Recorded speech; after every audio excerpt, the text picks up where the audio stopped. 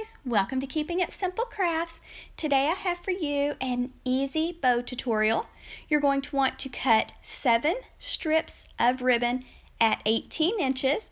Then you're going to take each strip of ribbon, fold it in half, move down about 3.5 inches, pinch it together, and make a loop.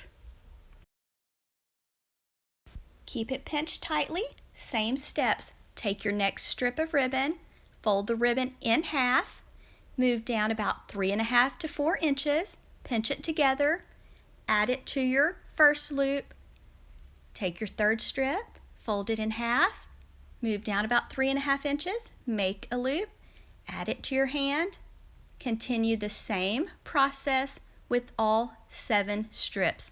Now if you want longer tails, then you'll want to cut your ribbon strips longer than 18 inches. Try to make sure that each time you're making your loops the same size.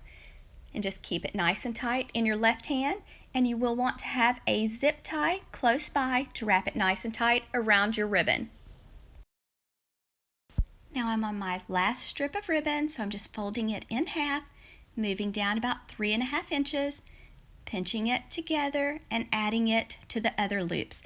Now I'm going to take my zip tie and I'm going right above my thumb and going to zip tie it together nice and tight.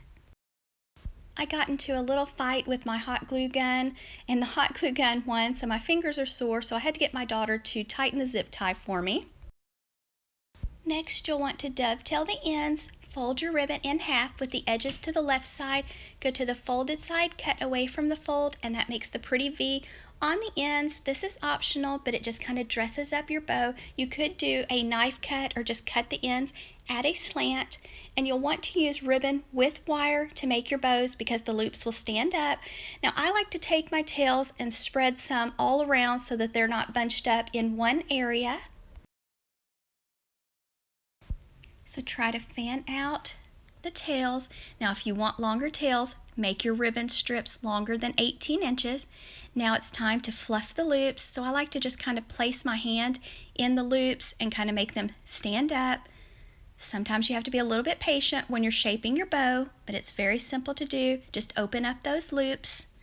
And that's it, guys. Now you have a beautiful bow that's perfect to put on any craft project.